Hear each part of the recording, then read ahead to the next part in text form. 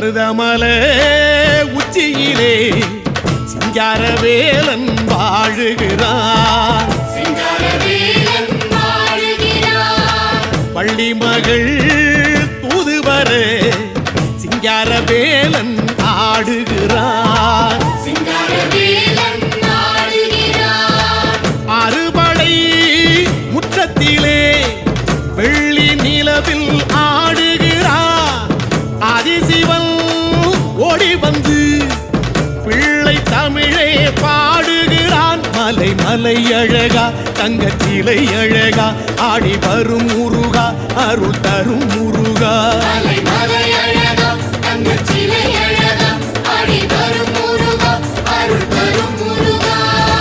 மருதமலை உச்சியிலே சிங்காரவேலன் வாழுகிறான்.